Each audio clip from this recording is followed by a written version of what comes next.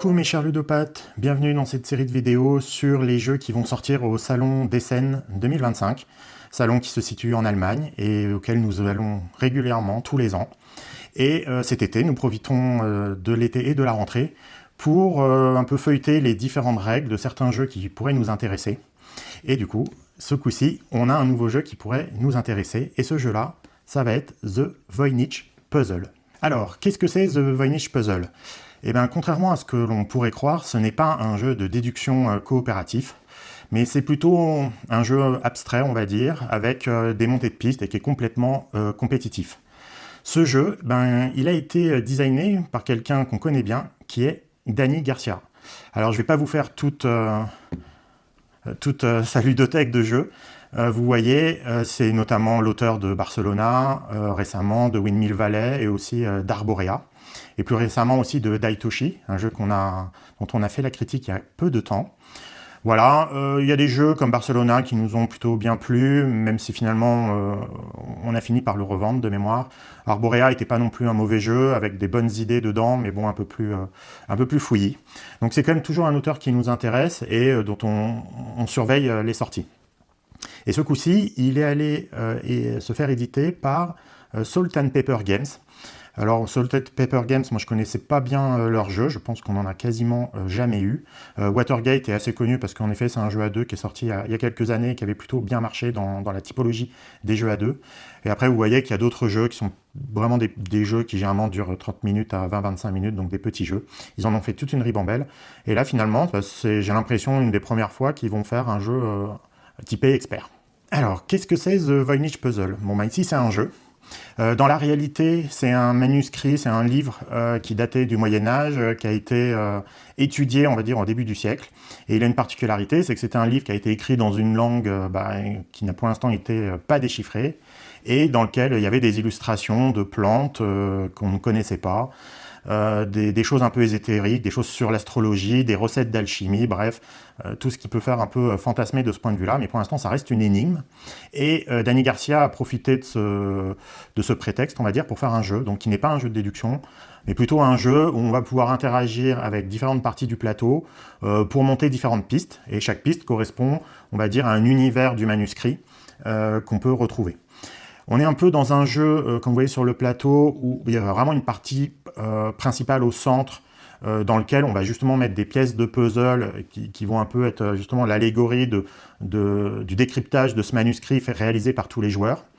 C'est vraiment une partie principale. Et ensuite, vous avez un peu ce que je dirais un peu comme des parcs à thème, comme à Disneyland, différentes zones autour de ce plateau principal, avec lequel vous allez interagir et qui sont à peu près des pistes, plus ou moins des pistes, des zones de jeu dans lesquelles voilà, vous allez faire des actions bien précises, qui vont évidemment vous rapporter des points. Et elles ont aussi une autre particularité, c'est qu'elles interagissent les unes avec les autres. Et notamment, on dit souvent la partie botanique va interagir avec l'astrologie. On le voit bien d'ailleurs parce qu'on voit que les plantes ici touchent le plateau d'astrologie. Et vous avez la partie des bains qui va aussi légèrement s'interagir avec la partie supérieure. Bref, chaque zone peut interagir les unes avec les autres. Au niveau du matériel, alors c'est relativement simple, c'est un jeu où il n'y a pas vraiment de ressources, ou du moins les seules ressources que vous allez avoir, c'est des gouttes d'eau, des feuilles, des étoiles et des textes écrits. Le reste, ça va être uniquement des jetons qui vont vous permettre de voir de combien vous avez pu monter sur chaque piste. Donc on les voit, vous avez des marqueurs pour la piste botanique, vous avez des marqueurs pour la piste des bains, pour la piste d'astrologie, pour la piste d'écriture, et puis vous avez un jeton de point de victoire qui, lui, va mesurer toute votre avancée. Alors, on va passer sur ce qui est vraiment la mécanique cœur du jeu. Et la mécanique cœur du jeu, ce sont des cartes actions que vous allez placer dans un livre, et on va vous distribuer au début de chaque partie deux cartes différentes par action. Et comme il y a 5 actions, vous allez vous retrouver avec 10 cartes. Les 2 cartes que vous allez recevoir pour une action, vous allez les placer dans un livre, l'une à côté de l'autre. Donc là, dans l'exemple que je vous ai montré, vous voyez 2 cartes. qui correspondent au domaine de l'écriture. On le voit sur les petites icônes ici. Et voilà, et vous allez placer à chaque fois 2 cartes de chaque action dans un livre.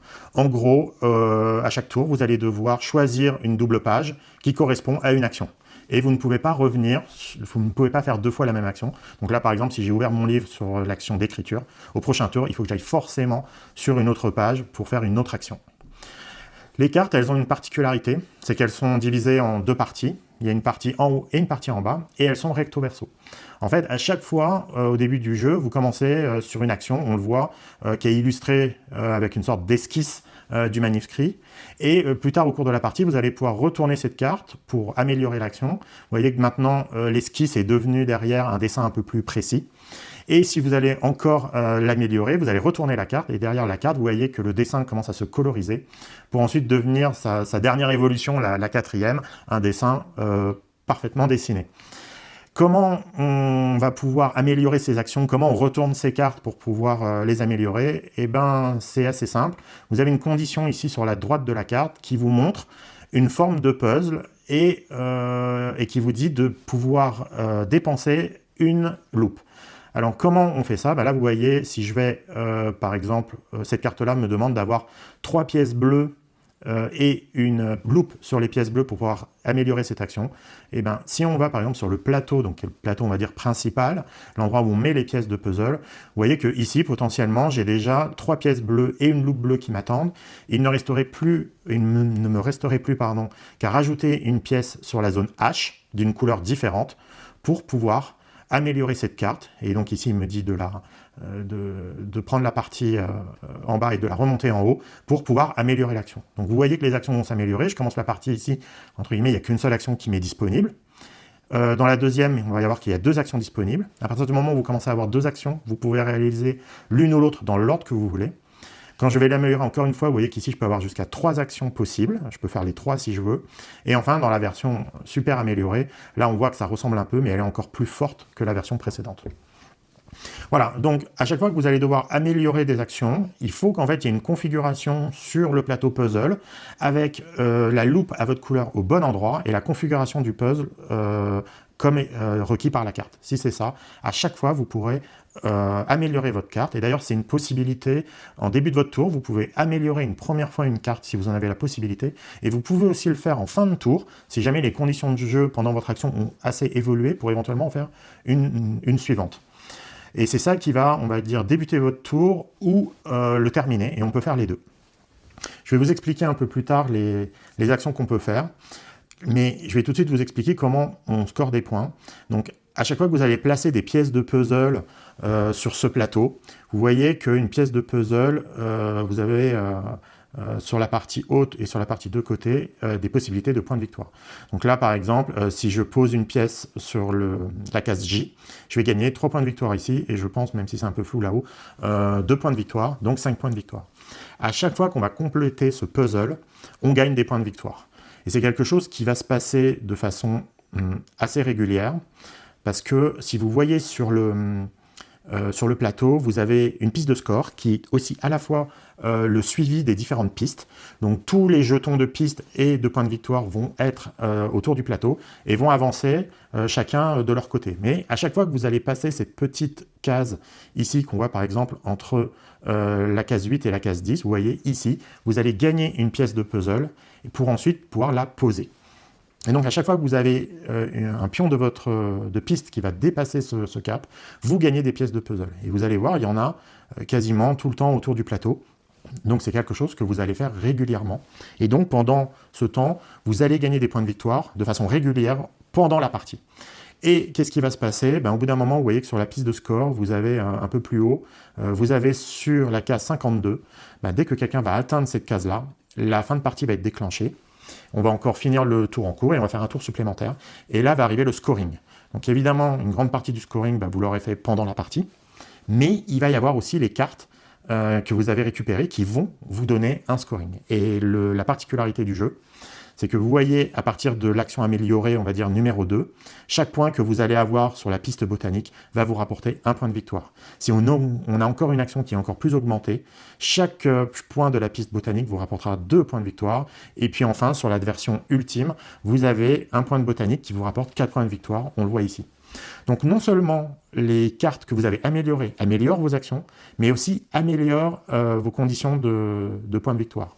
Vous remarquerez aussi, et c'est pour ça que je disais que chaque piste est imbriquée les unes dans les autres, c'est qu'ici, on est sur une carte qui est sur la partie manuscrit du plateau, mais ce n'est pas la piste manuscrit qui vous fait scorer, c'est la piste botanique. Et en fait, toutes les cartes sont comme ça imbriquées les unes dans les autres. L'action botanique va vous faire scorer vis-à-vis de la zone astrologique et vice-versa.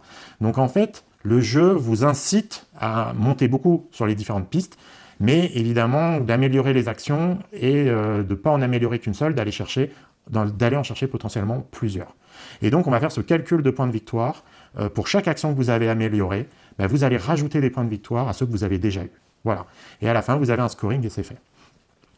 Maintenant, je vais vous expliquer brièvement les actions des différentes pistes. C'est relativement simple. Les icônes que vous voyez là, généralement, vous allez les voir pour toutes les pistes, ça fonctionne à peu près de la même façon, mais elles ont leurs particularités. La piste botanique, c'est relativement simple. Vous allez gagner des gouttes d'eau ou des feuilles. La particularité, c'est que les gouttes d'eau doivent forcément commencer leur chemin au niveau de la racine de l'arbre. Donc vous commencez sur les bords ici, c'est à vous de choisir. À chaque fois que vous allez avancer d'une case, vous avancez et vous récupérez le bonus. Donc vous voyez la goutte d'eau, quand elle parcourt les racines, elle va vous faire gagner des points sur la piste botanique. Et les gouttes, vous pouvez sauter par-dessus les gouttes des autres. Donc si bleu là voulait avancer, il pourrait avancer jusqu'au début de la racine. Vous avez aussi des feuilles. Alors les feuilles, elles vont débuter leur chemin tout en haut de la racine. Elles partent de moins loin. Et elles vont ensuite monter sur les différentes branches de la plante pour atterrir sur des bonus, voilà, que pas besoin de tous vous les expliquer, et avec des bonus très très forts sur les bouts de branches, là, sur les bouts de fleurs, qui peuvent vraiment vous aider. Donc sur cette piste-là, il y a on fait du saute-mouton, donc on peut profiter des autres. Et il peut y avoir quelques points de victoire. Alors je crois qu'il y a cette zone-là où on peut avoir plusieurs tokens de plusieurs partenaires, et il y a 2 zones en haut aussi, je crois, qui ne se bloquent pas. Sinon, toutes les autres positions se bloquent. Une fois que quelqu'un est dessus, il faut attendre qu'il s'en aille ou passer par-dessus. Donc ça, c'est la botanique. Ensuite, vous avez la zone astrologique. Ici, sur la zone astrologique, on va vous demander de poser soit vos petites étoiles, soit des écrits. Sur des cadrans. À chaque fois que vous allez poser un élément d'une pièce dans un cadran, vous allez gagner des points de connaissances astrologiques. Et ensuite, vous avez aussi une possibilité de tourner le bouc qui est au centre de la constellation. À chaque fois que vous allez tourner le bouc, vous allez gagner les points de victoire des zones sur lesquelles il y a des étoiles et des écrits. Donc là, par exemple, si le bouc, je le tourne vers la droite, et je crois qu'on est obligé de le tourner toujours dans le même sens, je vais gagner 3 points jaunes ici parce que il y a bien une étoile qui est présente, et je vais gagner aussi 4 points ici parce qu'il y a bien un écrit qui est présent. Donc je peux faire 7 points d'un coup en ayant bougé le bouc. Voilà. Il y a une particularité aussi sur les différents cadrans, c'est que quand on s'y place, la personne qui est déjà présente va aussi bénéficier plus tard d'un petit bonus. Donc en gros, il y a une petite interaction si vous êtes déjà présent sur un cadran. Ensuite, vous allez avoir la partie des bains. Donc la partie des bains, là aussi, vous allez utiliser des gouttes, comme sur la partie botanique. Vous commencez votre chemin à gauche ou à droite en haut, et les gouttes vont tomber vers un premier bassin. Ici, on ne saute pas les uns par-dessus des autres, mais on se pousse. À chaque fois que quelqu'un rentre dans le bassin, il va pousser toutes les gouttes qui s'y trouvent. Et une fois qu'on arrive dans le premier bassin, là, vous allez avoir une action qui est présente dans cette zone-là. Il va falloir transformer votre goutte en feuille. C'est pour ça qu'ici, vous voyez une petite feuille.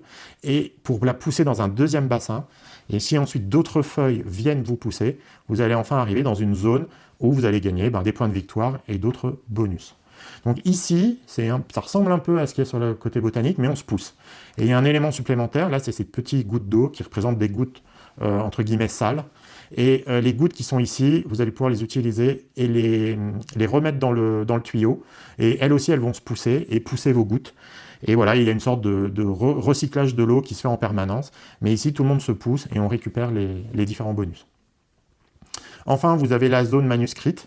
Ici, on y dépose des étoiles, exactement comme dans la partie astrologique, et aussi des écrits. Pareil, quand vous mettez un élément, vous allez gagner le bonus qui est au bout de la ligne. La particularité ici, c'est quand vous mettez une étoile, vous allez gagner tous les manuscrits qui sont en face, tous les bonus, y compris celui de la ligne derrière. Et vous voyez que certains écrits, on voit ici les écrits de façon nominale, peuvent être retournés. Et c'est ici ce qu'on voit, il y a une tuile qui a été retournée avec une petite coche. Et ici, vous avez une action qui a été améliorée. Et donc, ce manuscrit est amélioré et rapporte beaucoup de choses à l'étoile qui est ici.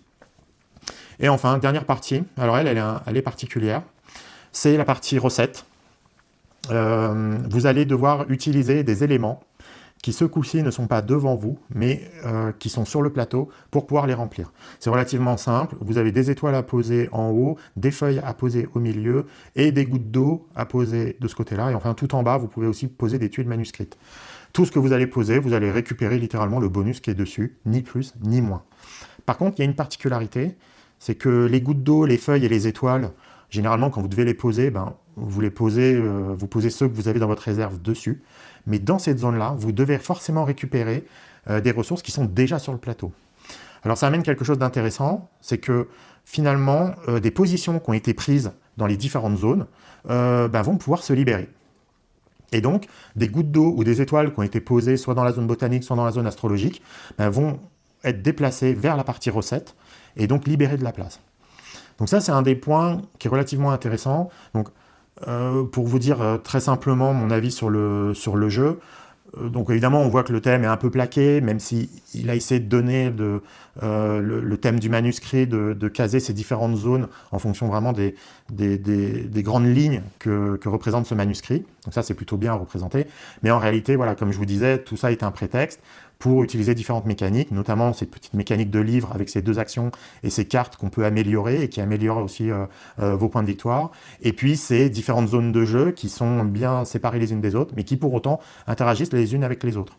Donc c'est un jeu, le fait que les ressources puissent se déplacer d'un cadran à un autre, finalement va amener une certaine interaction, parce que vous vous doutez que si une étoile que j'ai posée côté astrologie, je la déplace côté recette alchimique, évidemment que la personne qui est derrière moi va avoir une opportunité s'ouvrir sur la place que j'ai laissée, et lui-même aller prendre la place. Donc de ce point de vue-là, il y a de l'interaction.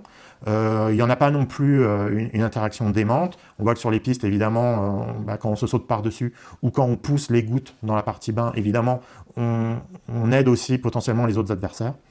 Mais voilà, c'est plutôt intéressant. Moi, en vrai, le thème m'a intrigué. La façon dont il amène ça est, bon, certes, un peu tiré par les cheveux, on va dire, mais est intéressante. Il a quand même fait quelque chose qui donne envie de se tester. En tout cas, moi, ça m'a suffisamment intrigué pour que je me dise, ok, il y a un vrai puzzle à résoudre, mais c'est un puzzle qui est vraiment personnel, entre vos cartes, la façon dont vous voulez les améliorer, l'agencement des tuiles puzzle qui est important pour pouvoir améliorer ces cartes, et puis le scoring de fin de partie qui vous dit, ok, j'ai bien amélioré cette action, mais pour marquer des points, il va falloir que j'aille aussi me développer ailleurs. Donc il y a une vraie complexité. Moi j'ai peut-être même l'impression de me dire qu'il y en a peut-être un peu trop pour moi en réalité, parce que vraiment ça va dans tous les sens, mais peut-être que c'est pas si indigeste que ça, et ça peut se tenter. Donc du coup, voilà mon avis pour The Voynich Puzzle. J'espère qu'il vous aura aussi intrigué. En tout cas, nous, je pense qu'on va repartir avec pour potentiellement vous en proposer une review dans l'année. Voilà. Sur ce, merci de m'avoir écouté. Ciao!